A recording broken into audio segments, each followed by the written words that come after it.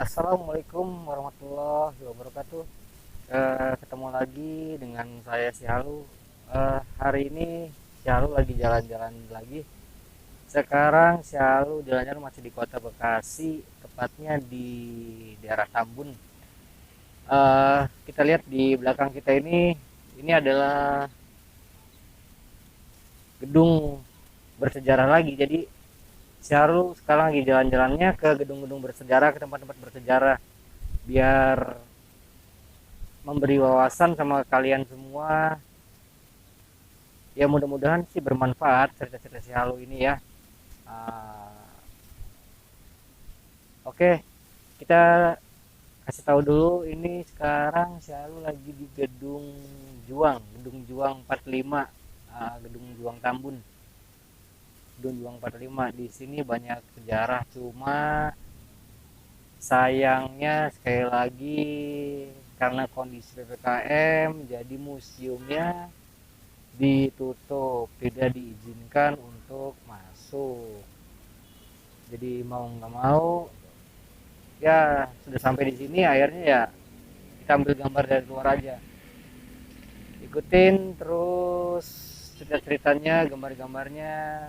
Ah, jangan kemana-mana, saksikan terus cerita si Halu. Check it out.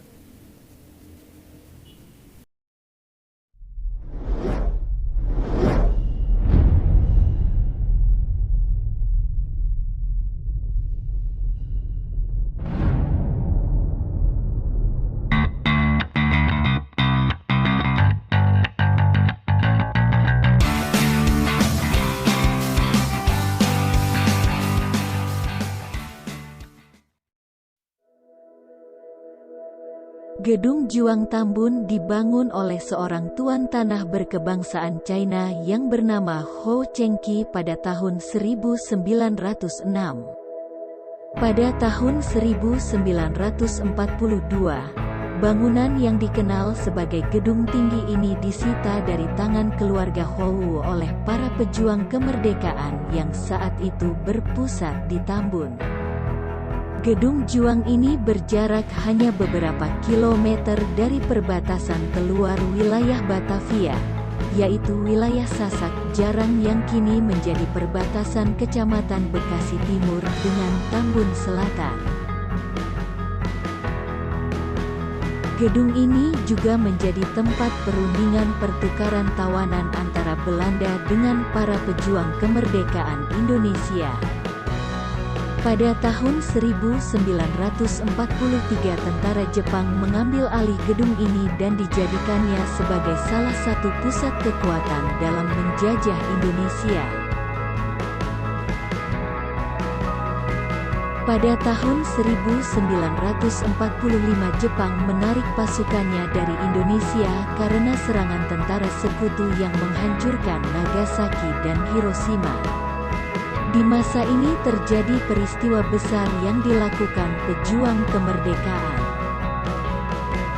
Para pejuang kemerdekaan Indonesia membantai tentara Jepang pada saat tentara Jepang menggunakan kereta yang melintasi stasiun Tambun menuju Bandara Kalijati untuk meninggalkan Indonesia, di mana rel kereta yang mengangkut tentara Jepang dibelokkan menuju Jalan Buntu yang mengakibatkan kereta tersebut mengalami kecelakaan dan mayat-mayat tentara Jepang dibuang di Kali Bekasi. Setelah Jepang menarik diri dari Indonesia, pada tahun 1945 Komite Nasional Indonesia menjadikan Gedung Juang Tambun sebagai kantor Kabupaten Jatinegara.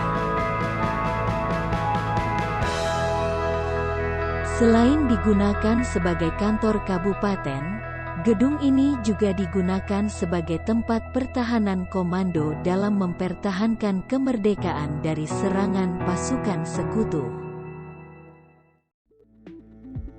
Pada akhir 1947, Belanda melanggar perjanjian Linggarjati dan melakukan agresi militer pertama.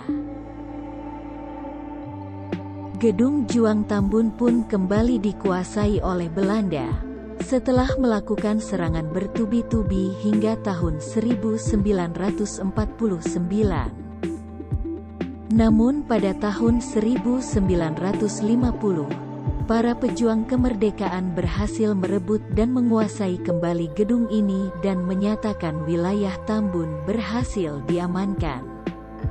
Setelah berhasil mengamankan wilayah Tambun, maka aktivitas pemerintahan kembali dilakukan di gedung ini. Tercatat pada tahun 1950, gedung ini digunakan sebagai kantor Dinas Pekerjaan Umum Kabupaten Bekasi untuk kali pertama.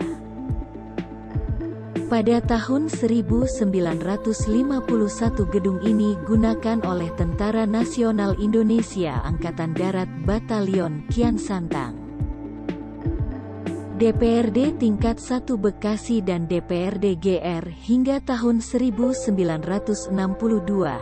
Setelah itu pada tahun 1962 gedung ini digunakan sebagai tempat tahanan politik Partai Komunis Indonesia (PKI).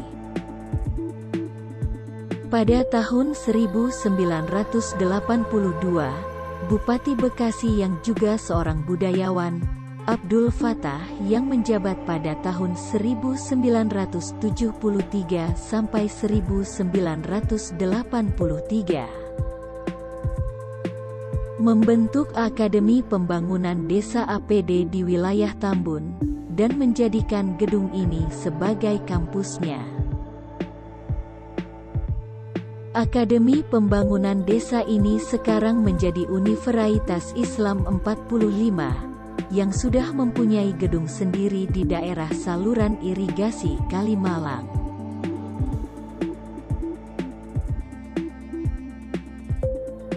Pada tahun 1990 gedung ini juga pernah digunakan menjadi kantor sekretariat pemilu, dinas kebersihan dan pertamanan hingga kantor pemadam kebakaran. Hingga akhirnya pada tahun 2021, gedung ini beralih fungsi menjadi Museum Digital Bekasi, seperti yang kita lihat sekarang.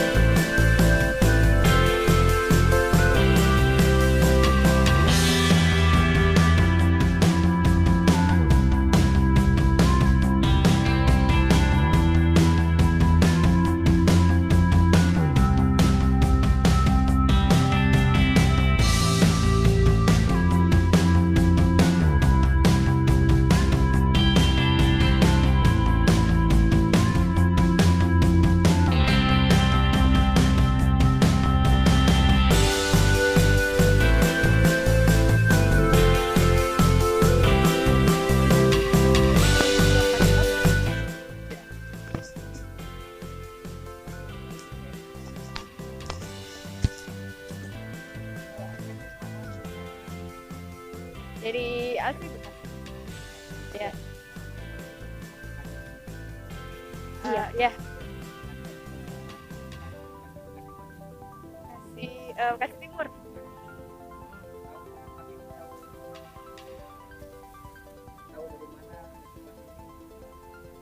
Waktu itu lagi mau pergi ke rumah saudara. Terus habis itu ngelewat, ini masih dibangun gitu. Gedung Juang 45 Bekasi.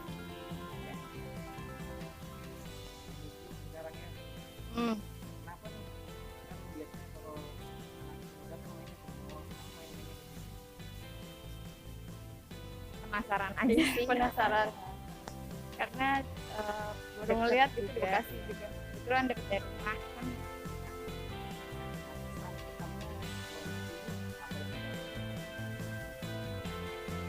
Eh,